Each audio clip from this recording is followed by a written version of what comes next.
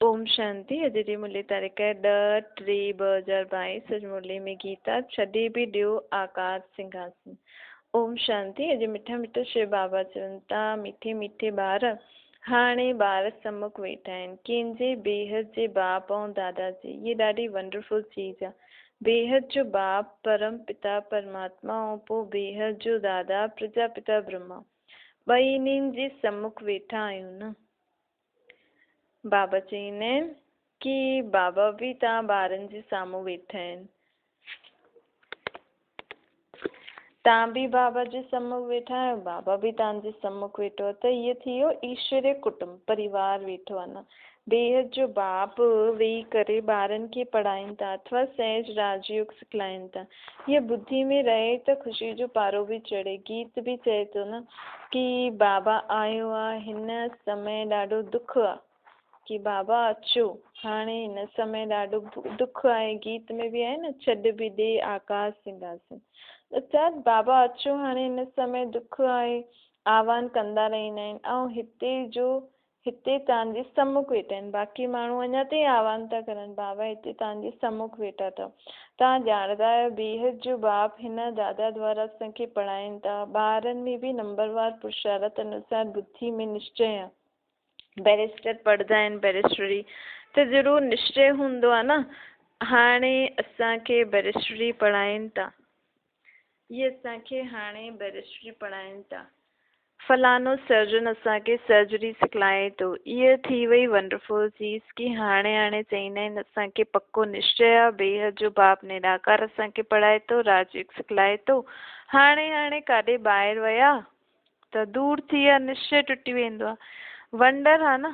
ईअं थोरी स्कूल बैरिस्ट्री जी पढ़ाई पढ़ूं था, ॿाहिरि वेंदे भुलिजी वेंदासीं, ईअं थींदो आहे न। यादि रहंदो आहे न, मां बैरिस्ट्री पढ़ां थो, फलानो मूंखे पढ़ाईंदा आहिनि। लेकिन बाबा जी पढ़ाई खे बाबा खे बि भुलिजी वेंदा आहिनि, निश्चय ख़तमु थी वेंदो आहे। भॻवानु जेके सॼी दुनिया यादि थी करे, उहो ई ॿारनि खे सम्मुख वेही चए थो, ॿार हाणे सुठी रीति बाप खां वरसो वठण जो पुरुषार्थ करो। सम्झदा बि आहिनि, पोइ सेकेंड में भुलिजी वेंदा आहिनि। तव्हां बेहद जे बाप जे सम्मुख वेठा आहियो, श्रीमत ते हलणो आहे क़दम क़दम ते। लेकिन हलंदा उहे ई जेके सॼो समाचार बाप खे मालूम हूंदो। हलंदा उहे आहिनि, उहे ई आहिनि छोजे क़दम क़दम ते श्रीमत वठणी पए न बाबा खे समाचार न ॾींदा त मतिलबु श्रीमत ते नथा हलो। ॿारनि जी रहनी करनी आदि जो पूरो समाचार बाप वटि अचिणो खपे, त बाप खे बि मालूम पए कि ऐं ॿियो हुन रीति पोइ समय प्रति समय बाबा राय बि ॾींदा रहंदा। क़दम क़दम ते श्रीमत वठणी आहे न। हीअ गॉड फादरली यूनिवर्सिटी आहे, हिन में सुठी रीति पढ़णो आहे। हीअं न अॼु पढ़ियो पोइ कॾहिं कोई कमु पियो त पढ़ाई मिस करे छॾी, न। उहे सभु कम आहिनि पाई पैसे जा। हिन दुनिया में मनुष्य जो बि कमाई कंदो आहे न, उहो कोई रहणी त आहे न, सभु ख़तमु थी वेंदा। बाप कमाईंदो आहे ॿारनि जे लाइ। सम्झंदा आहिनि पोतरा दोतरा, पुत्र पोतरा पर पोतरा खाईंदा। पोइ ॿार जॾहिं बाप ठहींदो त उहो पंहिंजे ॿारनि जे लाइ कोशिशि कंदा। हाणे त सभु विनाश थी वेंदो न। त बाप खे जॾहिं ॿारनि जो पोता मेल मालूम पए तॾहिं त मत ॾींदो न बाप। क़दम क़दम ते पुछणो पए, ईअं न कोई विक्रम थी वञे। बाबा खे ॿुधायो न कि बेहद जो घरु आहे। बाप ईअं वेही सम्झाइनि था जीअं हू बहू हद जे घर जो लौकिक बाप सम्झाईंदो आहे। सभु ॿार ॼाणंदा आहिनि कि असां ब्राह्मण आहियूं। कोई खां पुछो भॻवानु तव्हांजो छा लॻंदो आहे त चवंदा उहो त असांजो बाप आहे। पोइ पुछो उहो किथे रहंदा आहिनि त चई छॾींदा आहिनि सर्वव्यापी आहे। बेहद जे बाप खे न ॼाणंदा आहिनि। तव्हां ॿार हाणे बाप खे यथार्थ रीति ॼाणंदा आहियो त तव्हां में हाणे तव्हांखे हाणे दैवी मत ते हलणो आहे। बाप आयो आहिनि दैवी देवता ठाहिण जे लाइ।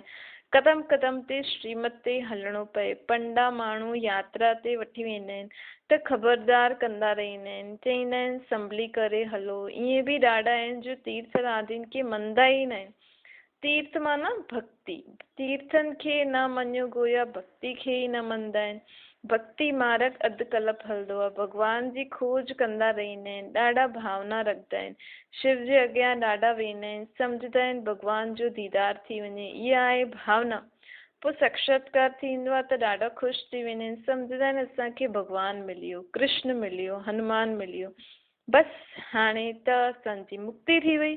परंतु मुक्ति त थींदी न आहे न। हाणे बाप सुठी रीति वेई सम्झाइनि था, मिठा ॿार, हाणे हिकु त सभिनि खे बाप जो परिचय ॾियो।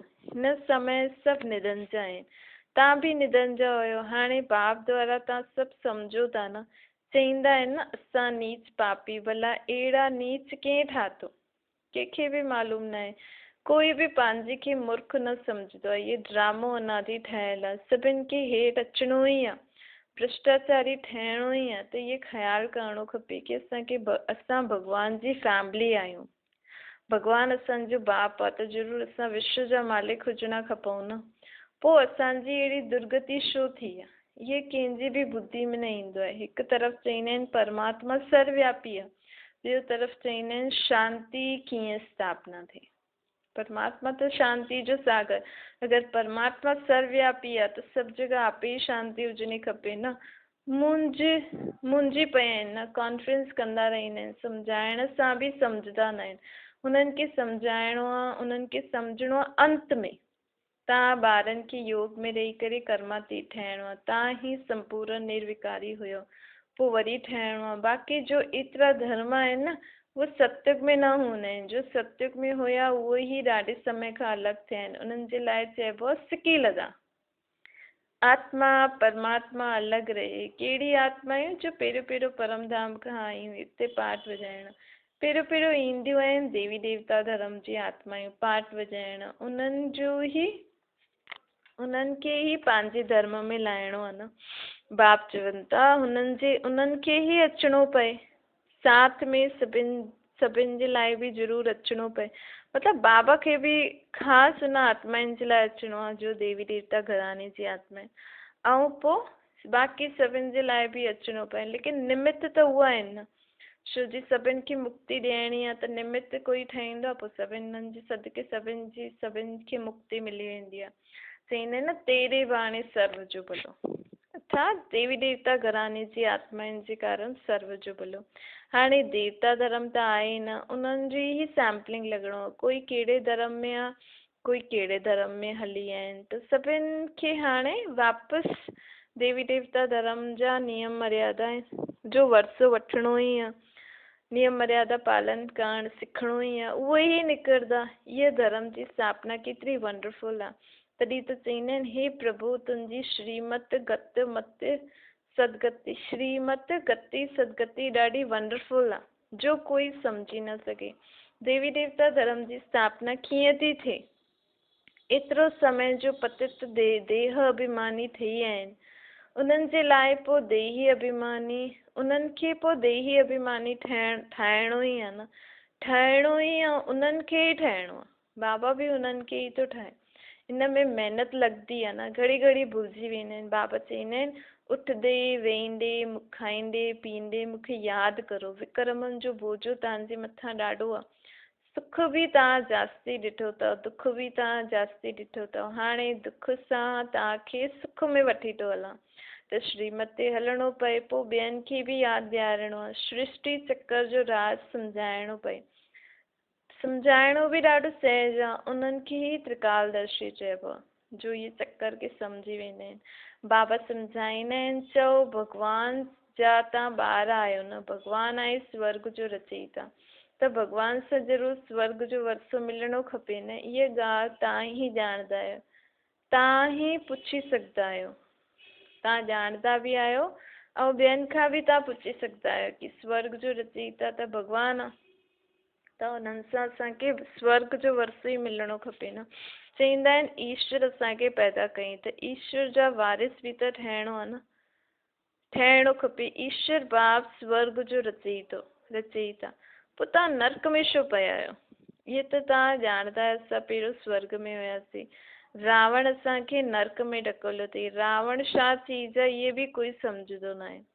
तव्हां यादि ॾियारे सघंदा आहियो, भारत ई प्राचीन स्वर्ग हुयो, भारतवासी स्वर्ग जा मालिक हुया।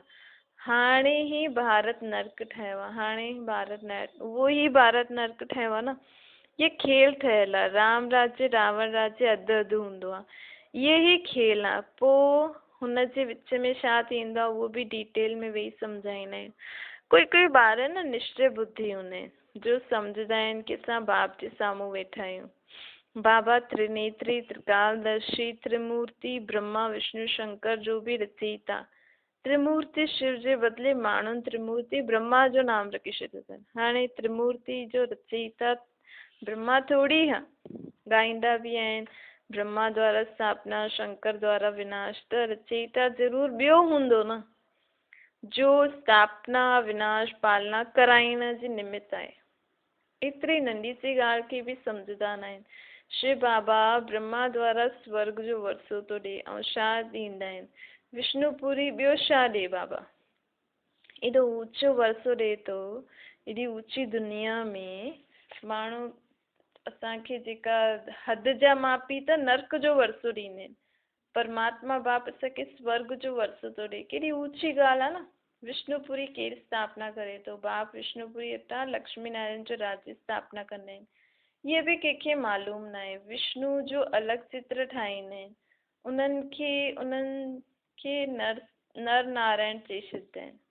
विष्णु जो अलॻि चित्र ठाहे हुनखे नर नारायण चई छॾींदा आहिनि ऐं लक्ष्मी नारायण जो पोइ अलॻि अलॻि ठाहींदा आहिनि। अलाए कहिड़ा कहिड़ा टाइप ऑफ, पर बाबा असांखे सिंपल रीति तो ॿुधाए। विष्णु अर्थात अॻियां नारायण पुठियां लक्ष्मी, महालक्ष्मी अर्थात अॻियां लक्ष्मी पुठियां नारायण। चित्र कहिड़ा वंडरफुल ठहियल आहिनि। तव्हां ॿारनि खे प्रदर्शनी ते सम्झाइणो आहे, प्रदर्शनी हुजे ऐं ॿियो ॿार पंहिंजो ई धंधे में लॻी वेंदा आहिनि त थोरी सम्झदासीं कि हिननि बाबा खे पहचानियो। बाबा चईंदा आहिनि ॿार अगरि सर्विस न कंदा आहिनि त पोइ कीअं सम्झंदासीं कि हिननि में ज्ञान आहे, हिन बाबा खे पहचानियो अथई। बाप खे बाप चईंदो त बाबा जे धंधे में मददगार त थियणो पवंदो न। बाप सम्झी वेंदा आहिनि, इहे ख़ुदि ई पूरो सम्झो न आहे तॾहिं त सर्विस सां भॼनि था, न त झटि सर्विस ते भॼणो खपे। अंधनि जी लाठी न ठहे त गोया ख़ुदि ई अंधा, बाबा खे ॼाणंदा न आहिनि, कंहिंखे चइणु थोरी हूंदो आहे। पाण ई आपे ई सर्विस ते अचो न, आपे ई अचिणो खपे। बाबा असां सर्विस ते वञी सघंदा आहियूं, तव्हां परमिशन ॾियो। बाबा ॼाणंदा आहिनि केरु केरु सर्विस करे सघंदो आहे। ईअं कोई लिखंदो ई न आहे कि बाबा मां रेडी आहियां मनुष्य खे कौड़ी खां हीरे ठाहिण लाइ। अगरि 10, 20, 50 रुपया न कमाईंदव त छा थींदो? ॾाढनि जो कल्याण हिते दुनिया में जो माण्हू एॾो भॼंदा आहिनि पैसे जे लाइ न खां त हिननि सां त ॾाढो कल्याण थी वेंदो न बाबा जी हिन धंधे में। त उहो बि करो, इहे बि करो, लेकिन जास्ती लोभ न। हाणे परंतु पूरी पहचान न, कोटनि में कोई ॼाणंदो आहे न। असां वटि जेका ॿार आहिनि, असां वटि बि ॾाढा थोरा ॿार आहिनि जो सर्विसेबल आहिनि, जंहिंखे टेलीग्राम करे करे सॾु करिणो पए। आपे ई न ईंदा आहिनि। बाबा चईंदा आहिनि कई ॿारनि खे सॾु करिणो पवंदो आहे, आपे ई न ईंदा आहिनि। बाबा असां तयारु आहियूं। बाबा ॾिसंदा आहिनि कंहिंखे सर्विस जो शौक़ु आहे, मनुष्यनि खे जानवर मिसल ठही विया आहिनि न, उन्हनि खे देवता त ठाहिणो आहे, त कंहिंखे शौक़ु आहे जानवर मिसल मनुष्य खे देवता ठाहिण जो। तव्हां ॿारनि खे निरअहंकारी ठाहिणो आहे। हेड में त ॾाढी नम्रता हुजणी खपे। बाप केतिरो निरअहंकारी आहे न। कोई कोई ॿारनि में अहंकार हूंदो आहे, जीअं कर्म बाबा चए थो जीअं कर्म तव्हां कंदव तव्हांखे ॾिसी ॿिया बि कंदा। हुनजो दंड, हुनजी अवस्था किरी पवंदी आहे। जेका ईअं कंदा आहिनि उन्हनि खे दंड बि मिलंदो आहे, अवस्था बि किरी पवंदी आहे। बाप चईंदा आहिनि ॿार तव्हां सभु कुझु पंहिंजे हथ सां करो। बाबा केॾो साधारण रीति पढ़ाईंदा आहिनि। मनुष्य त सम्झंदा आहिनि उहो सर्वशक्तिवान आहे त छा न करे सघंदा आहिनि, परंतु बाबा चए थो मूंखे त सर्वेंट ठही करे अचिणो पए। चईंदा बि आहिनि ज्ञान जो सागर पतित पावन, सुख जो सागर अची करे सभु पतितनि खे पावन ठाहियो। बाबा खे अची करे ईअं सर्विस करणी पए, किथे अची करे रहणो पए। कीअं कीअं विघ्न पवंदा आहिनि न। लाखा भवन खे आग लॻंदी आहे, सभी प्रैक्टिकल में थिए थो न। बाबा खे त सॼो पाठ, बाबा त सॼे पाठ खे ॼाणंदा आहिनि, असां न ॼाणंदा आहियूं। बाप चईंदा आहिनि मूंखे अचिणो पए। भॻवानु ख़ुदि चईंदो आहे कि मूंखे बि गारियूं खाइणी पवंदियूं आहिनि। सो माण्हू त चईंदा आहिनि भॻवानु चाहे छा न करे सघे, लेकिन बाबा चवंदा आहिनि कि हिन समय मूंखे बि सर्विस करणु अचिणो पवंदो आहे, ऐं मां जॾहिं सर्विस कंदा आहिनि त मूंखे कोई पहचानंदो आहे त बाबा खे 3 पैर पृथ्वी बि न मिलंदी आहे, गारियूं बि पवंदियूं आहिनि। छो जे बाबा ब्रह्मा जे तन में आयो आहे त बाबा माण्हुनि खे थोरी सम्झ में अचे थो, सभिनि खां जास्ती गाल्हि मां ई खाईंदो। भक्ति मार्ग में बि मूंखे गारियूं ॾींदा आहिनि, पोइ बि केतिरो मां निरंकारी आहियां न, निरंकारी पन सां मां पाठ थो वॼायां। मम्मा बाबा ॿारनि खे सिखाइण जे लाइ सभु कुझु कंदा आहिनि, केतिरो हेठि उतरणो पवंदो आहे न। पतितनि खे पावन ठाहिणो आहे, मूत पतीली कपिड़नि खे धोइणो आहे त बाबा धोबी बि आहे, सोनार बि आहे, सभिनि जो बाबा चवंदा आहिनि सभिनि खे गलाए करे, अच्छा राति जी सोने खे आग में विझबो आहे न, ईअं आत्माउनि खे बि बाबा जी यादि सां पंहिंजो सभु किचिरो कढी करे सचो सोनो ठाहींदो आहे। बाबा चए थो मां पंहिंजी यादि, पंहिंजी शक्ति सां, जेतिरो ॿार मूंखे यादि कंदो आहे न ओतिरो मां पंहिंजी शक्ति सां ॿारनि में खे गलाए करे आत्माउनि खे सचो सोनो ठाहींदो आहे। अच्छा, ओम शांति। वरदान आहे संपन्नता जे आधार ते संतुष्टता जो अनुभव करण वारा सदा तृप्त आत्मा ठहो। जो सदा भरपूर व संपन्न रहंदा आहिनि उहे तृप्त रहंदा आहिनि, चाहे कोई केतिरो बि असंतुष्ट करण जी परिस्थिति उन्हनि जे अॻियां अचे, लेकिन संपन्न तृप्त आत्मा असंतुष्ट करण वारनि खे बि संतुष्टता जे गुण जो सहयोग जे रूप में ॾींदी, संतुष्टता जो गुण सहयोग जे रूप में ॾींदी। अहिड़ी आत्मा ही रहम दिल ठही शुभ भावना शुभकामना द्वारा उन्हनि खे बि परिवर्तन करण जो प्रयत्न कंदी। रूहानी रॉयल आत्मा जो इहो ई श्रेष्ठ कर्म आहे। रूहानी रॉयल आत्मा जो छा कर्म आहे? खुद भी संतुष्ट रहे, ॿियनि खे बि पंहिंजी शुभ भावना शुभकामना सां परिवर्तन करे। स्लोगन आहे यादि ऐं सेवा जो डबल लॉक लॻी वञे त माया अची न सघंदी। कोई भी कर्म करो लेकिन बाबा जी यादि, कोई न कोई ॻाल्हि जी यादि करो, बाबा जी कोई ॻाल्हि, त असां हुन ॻाल्हि में बिज़ी रहंदासीं, मन बुद्धि ऐं कम बि कंदा रहंदासीं त माया अची न सघंदी। अच्छा, ओम शांति।